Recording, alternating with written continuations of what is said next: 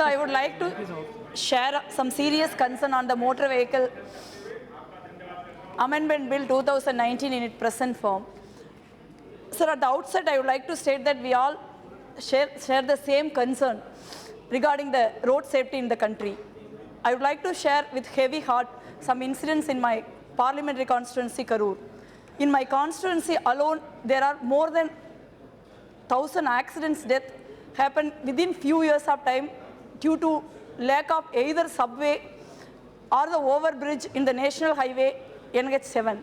If one constituency has witnessed more than 1,000 accidental deaths, how many accidental deaths could have happened across the country? I use this opportunity to request the Honorable Minister to urgently build either the overbridge or subway in the following places in my constituency: on the highway, National Highway 7, near Manmangalam, Vangapalayam Circle, Semmadai, Periyar Circle, Kodangipatti in Karur Assembly, Veerarakyam Circle in Krishnarayapuram Assembly, and Kodumbalur in Viralimalai Assembly need to be constructed with utmost urgency to prevent this unfortunate death. So the Honorable Minister is a decent gentleman. He is very experienced minister. I have no reason not to believe him. But the past record of this government in which he is part of is known for his regressive, despotic, autocratic attitude. So this government will not miss a single opportunity to undermine the state's rights, centralize power, disempower people, favor the corporate. Despite having many salient features in this bill has no exception to their general attitude. So, Honorable Minister said in his opening remarks that there will be a national transportation policy in place, but if the states have any objection, it will not be imposed. Sir, I would like to ask the Honorable Minister through you, why did this government think that the state governments are not competent enough to create the policy on their own in the first place? Secondly, if you do not want to impose anything on the states, why are you getting involved in formulating a universal policy rather than let the states to formulate policy according to your ground necessary?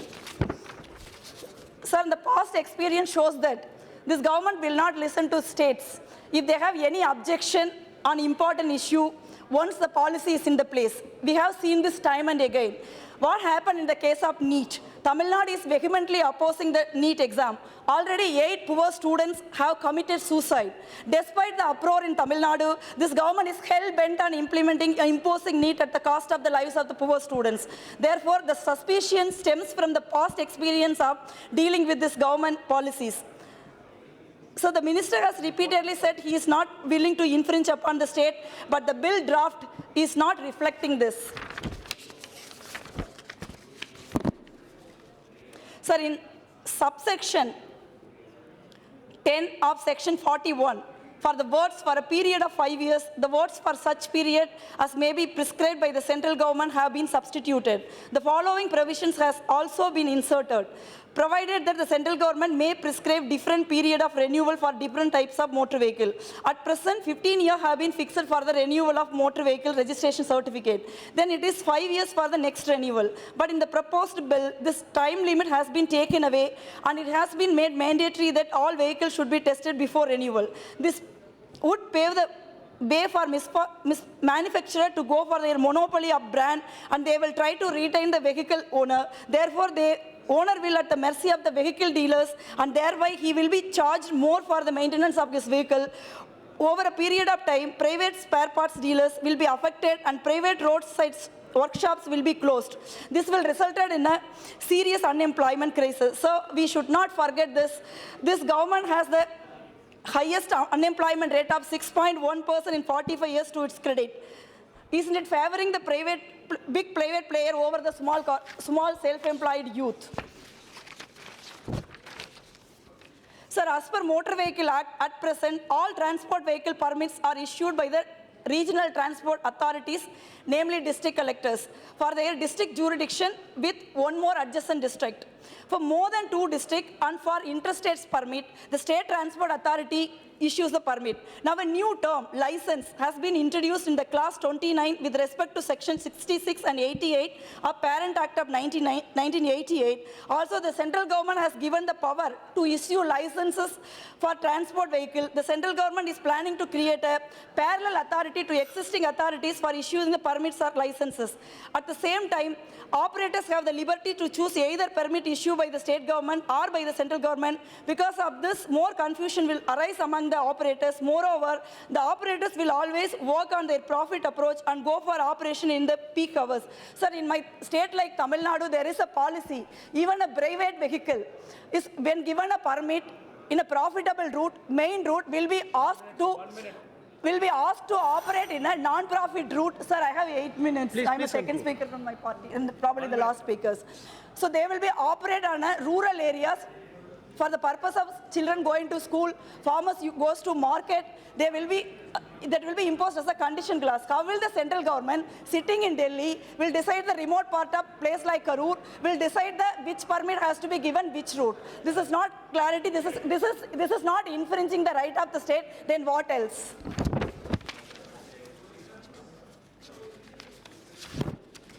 So in the newly inserted section 215A, the law states that the central government shall have the power to delegate any power or function that have been conferred upon it by the Act to any public servant or public authority, and authorize such public servant or public authority to discharge any of its powers, functions and duties under this Act. The same with the state government. From above proposed insertion, the central government derives power to delegate function under this Act. Also, section 211A empowers the central government to take full control of developing softwares to collect fees, fine and tax, which are well within the state subject.